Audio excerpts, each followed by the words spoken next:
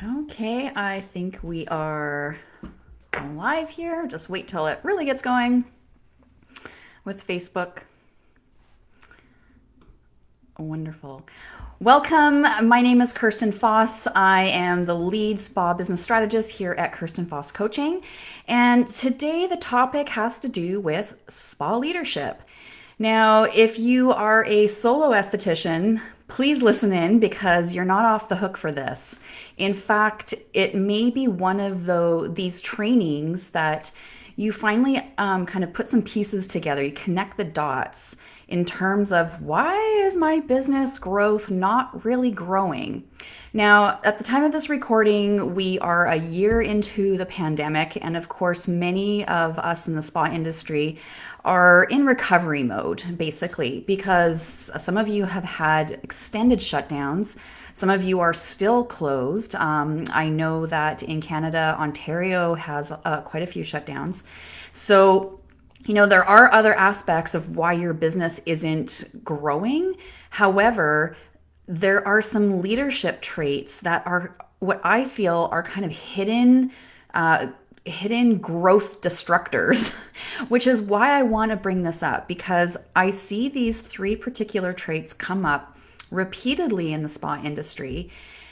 And yet these spa owners don't actually even see what they're doing and the effect that it's having on their business. So there's kind of this blindness happening. They're at the pointy end of the stick in their business. They're kind of, they've got ideas and they want to take action on things. But it's how we take action on things that affects what the actual outcome is, whether it's hiring new team members, whether it's launching a new service or a new product line.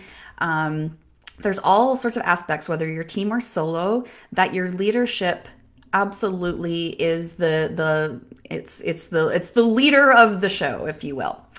All right, so I feel like really what happens is, as a leader in the spa industry, whether you're a solo or team, it means that you have vision. It means that you have vision for the services that you want to provide to your community, maybe online. Maybe you want to expand from your community, kind of your local community, and have a much bigger online presence. You've definitely got the grit and determination. As your leadership traits. That's beautiful. That is absolutely what is needed, because any kind of entrepreneurial situation, whether it's a spa industry or anything else, we all need a huge amount of grit and determination. But it's usually our vision for what we see in the future of how we can change people's lives that push us through these tough times that come along. And the whole, the bottom line here is that you've got a vision, you've got determination, and you've got a plan to create impact in your community or, beyond, if it's online. But the problem with stepping into a leadership role, whether this is a new role for you or you've been in a leadership for a long time, is that these leadership roles can often trigger a few ego traps. I'm sure you've heard them from, people that you've worked with before, or maybe you've even heard your peers talking about them. Like, I'm the boss, what I say goes. There's a bit of an ego trap of, I'm the leader, I know what's best. And these kinds of ego traps can basically undermine our authority and undermine our trust in a way that totally can eventually erode our spa business. So I want to share with you 3 specific leadership traits that I notice in the spa industry that constantly keep tripping these owners up. Like, they're pulling their hair out, wondering why something isn't working, but it's because of one of these 3 traits. And sometimes they're putting them all together, which can be extremely frustrating for them. And all the work and energy that they're putting into their business. All right, so the first leadership trait that can tank your spa growth is making decisions too fast. Oh, golly, I see this happening over and over and over again. Now, I know it's because our industry doesn't have, our leaders typically don't have formal business training. We've come up in this industry as service providers, and so I've mentioned this in previous podcasts that we have been an industry that the blind is leading the blind, and so when this comes to decision making situations, what I see happening is a really cool opportunity will come up, whether it is, a new piece of equipment, it's a new product line, or just a new product. It could be, a new marketing tactic. It could be like Facebook ads or Instagram ads, but something has piqued your interest as like, wow, I need to do this and I need to do it now. So instead of really thinking this process through, not just, how much it's going to cost, but okay, what is it going to take? So say, for example, it's a piece of equipment or a product line. So if and when you bring that on, do you have the cash flow for it? The other questions to ask is like, how will I be launching this? What is our launch plan? Now, in the spa industry, the launch plan is usually just like, throw up an announcement on social media, throw out an email announcement, once, maybe twice. And then, the leadership team is kind of sitting there listening to crickets, wondering why nobody's buying and why nobody's booking. Because a launch absolutely needs way more attention and way more marketing tactics to it than just, putting up a social media post and sending out an email. So when you're making these decisions really fast and then implementing things really fast, it means that you're missing some really key pieces that make that kind of those launches really successful. And when I talk to spa owners about launches and what they look like, they're often really shocked about how much email actually goes out, how much social media posting actually goes out, how much is committed into paid ads. So, once we start having this conversation about what a launch actually needs to look like in order to be successful, then they're like, oh, okay, I get it now. And they realize they made the decision too fast and they implemented too fast. And what they were missing was that strategic part. So yes, decision making needs time. You need to make sure you can afford that big purchase. You need to know how you will recoup that investment. How long will it take you to recoup that investment? At what rate? So, I know that it's just part of our industry that because we don't have that business experience, we tend to just throw spaghetti at the wall and see what sticks. So making decisions too fast, not thinking out a strategic plan and then implementing that plan based on this actual strategy, that is my top number one leadership trait that will tank your growth. Because you've just spent a lot of money on a new piece of equipment or a new product line or a new hire and haven't taken the time to really think out the process to make it successful. All right. Number 2, as far as leadership traits that tank your spa growth, it's abdicating rather than delegating. So I did a full blog post about this quite a few years ago, but I want to bring up the topic of abdicating. And abdicating is when you literally just dump something. So if you're a spa with a team and you're the owner, you don't have a spa manager, and then you've got your estheticians. If you are requiring them to do social media for the spa, that's abdicating your responsibility. As a spa, it's your responsibility to manage this marketing and the social media. Yes, you can ask your employees, your team members to do tactics to support it, but that's not their job. It is your job to run your marketing, to strategically put together your marketing, and then whatever steps you want to do for implementing. If that means you want some help from your team members, that's fine. But you can't abdicate the actual strategy of your marketing or your social media to team members that don't know what they're doing. They're estheticians, they're not marketers. So that's just one example of abdicating. Another situation of abdicating is not having your staff handbook or any operations manuals, and just having this expectation that they should know what they're doing. The fact of the matter is in your leadership, you absolutely need documentation. You need all your processes documented. You need your policies documented. You need to coach them through that documentation and train them and follow up with them. So there's this, what would be the word? This kind of expectation I feel like a lot of spa owners have, that their team members should just know how to do it, or they should just do it. But there's lots of aspects of your business that you should not be abdicating. Marketing is one of those. Even if you have a marketing team that is working with you, you can't abdicate the whole thing. You can't just say, oh, just run my social media, whatever, it's all good, it's fine. Give no direction, and then get upset if you don't like what's actually being created in your social media. So even if you are outsourcing your bookkeeping, if you're outsourcing any of your digital marketing, you will still need to provide direction and clarity in your communication, rather than just dumping it on somebody else and expecting them they should just figure out and know what to do with it.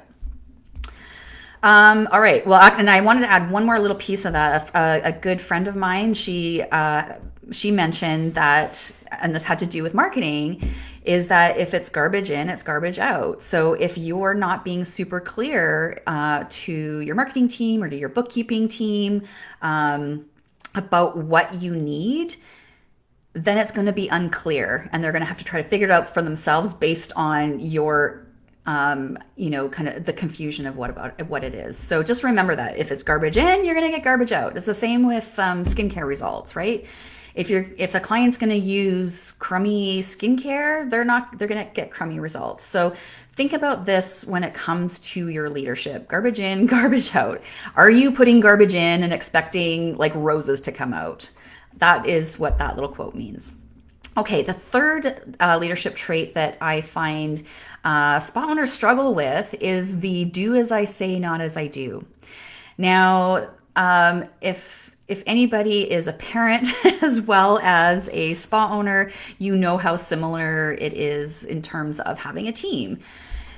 Just as with our kids, they need boundaries. They need to know kind of how they fit into this organization. And when there are boundaries, people tend to do a lot better. And as the owner and leader, you get better results when you have very clear boundaries.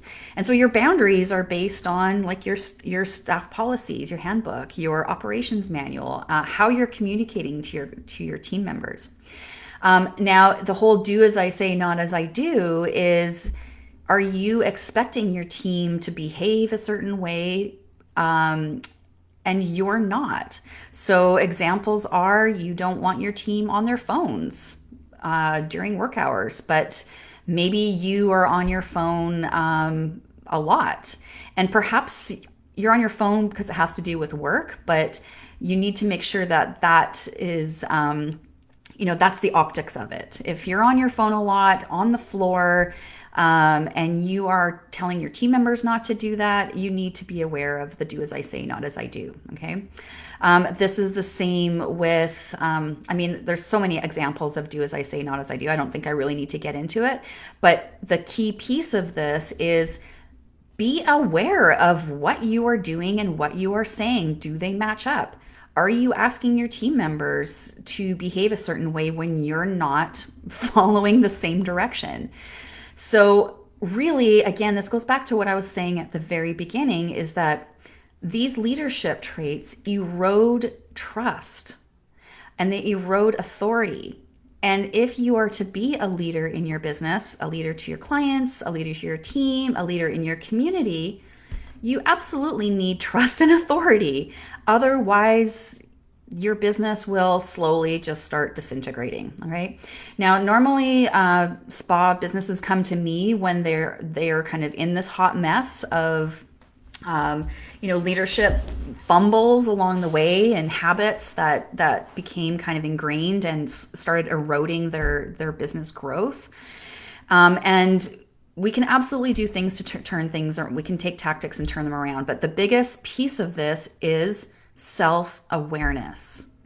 Self-awareness is going to be your biggest teacher as a spa entrepreneur, as an entrepreneur in any business. I wrote a blog post many years ago when I was just getting started with spa business coaching. And in that blog post, I said that your business will be the best life coach you could ever want or pay for or not want, because your business will point out to you where you need to grow in your own leadership. It'll point it out to you by way of problems and issues. So, instead of, when problems and issues come up, instead of, kind of going into that poor me, this sucks, and yeah, some days, I was reading a Facebook post by an owner who just had the crappiest day ever of her career. And I agree, that was a really crappy day. She spelled it out. But I'm talking about the chronic issues that come up, the chronic frustrations that come up for you. Those are flags in the play for your leadership. Those are flags in the play for you to be aware of, kind of your own mindset and how you're thinking. And it might just mean that if you've got chronic issues happening all the time in terms of team struggles, launches kind of falling flat, cash flow is like, you're really struggling with cash flow, the first place you need to look is at yourself and your leadership. Where did I drop the ball? Now, this isn't, it's not to, just beat yourself up about it.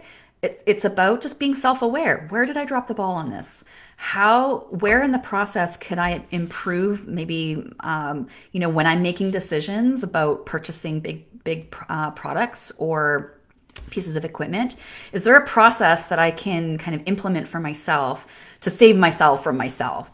So I remember one of my clients telling me that she'd made a commitment to herself that because she knew that she was an impulsive buyer, that she was going to wait 3 days to make a decision about a big purchase. And that was her little way of making sure that she wasn't just getting caught up in the hype of something, that she was that she truly wanted it and needed it. Okay. So I'm curious if you're willing to admit what your leadership traits that kind of erode your own growth, that erode your own leadership, erode your trust and authority.